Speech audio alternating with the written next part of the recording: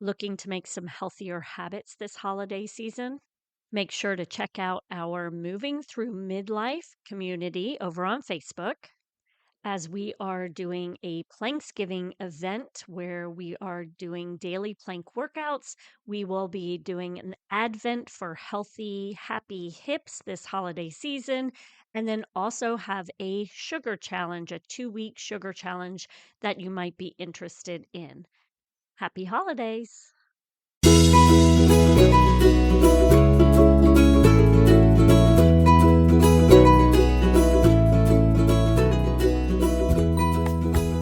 Welcome to episode 2.2, our midweek movement snack in regards to stacking your habits. This week's movement snack is going to have you practice breathing with stacking a habit. So pick something that you do, decide on something that you do every morning, and you're going to stack it with breathing. I believe I've mentioned this once before. I like to have coffee in the morning.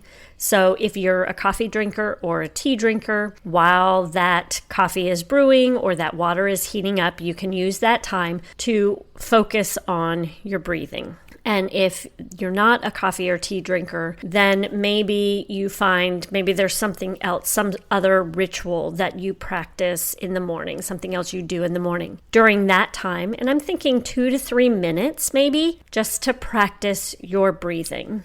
And what do I mean by practice breathing? So most of us have begun to breathe a little bit higher in our chest. Our shoulders tend to rise up. We don't do this deep breathing to expand the rib cage like it is supposed to do. And if you're not one of those, then you might be a belly breather. Maybe you've done yoga or something and you have practiced deeper breathing, which takes it all the way into the belly. But yet again, you're not expanding that rib cage, especially into the back. So you're creating a lot of tension back there. So what we're going to practice is we are going to practice breathing through this 360 position of our rib cage. So I always like to say, imagine your rib cage is like a jellyfish. And when that jellyfish is moving through the ocean, how is it opening? It's opening in that 360 fashion. Everything's opening up and then closing together. That's what we want our rib cage to do. So right now, if you aren't driving and you're able to do this, I want you to place your hands around your rib cage, and then I want you to relax your shoulders. And I'm not gripping my ribs or anything. I've just got my hands relaxed around my ribs, and my shoulders are relaxed as well, so they're not up near my ears. And I want you to breathe in and just see initially what happens with your ribs.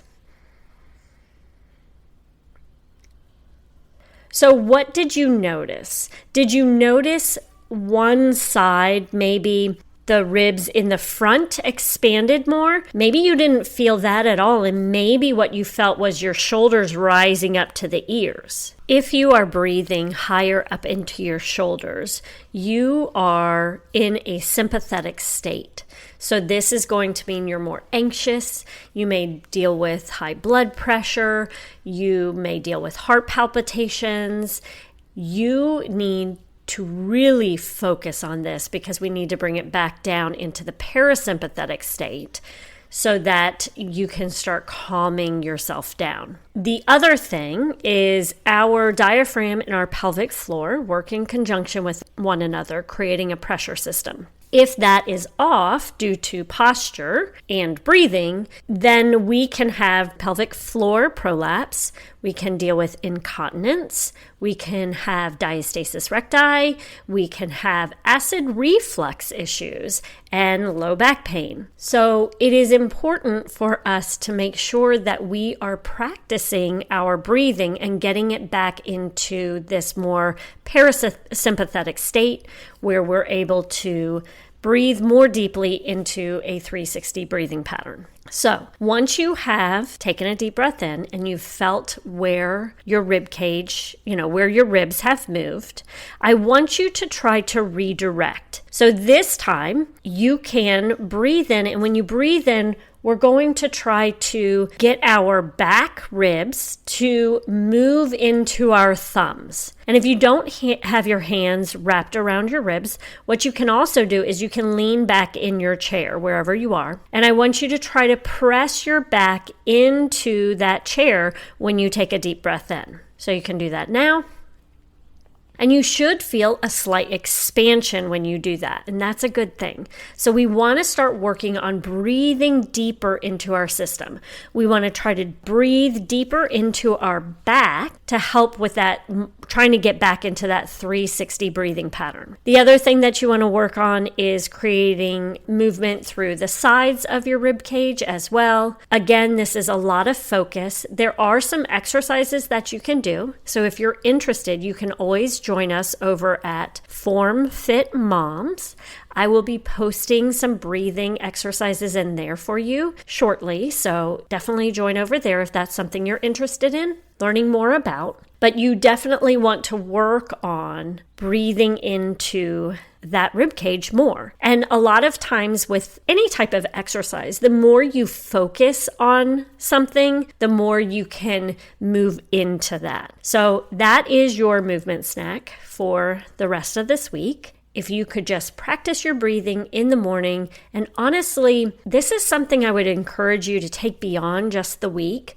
This is something that you can use in life, and it can be so beneficial to you. So take some time, start trying to stack that habit of your morning routine, adding breathing into your morning routine so that you can start to move into a more parasympathetic state than a sympathetic state and start calming your body and creating a better pressure system throughout your whole center. And I hope you enjoyed it. Let me know how you felt.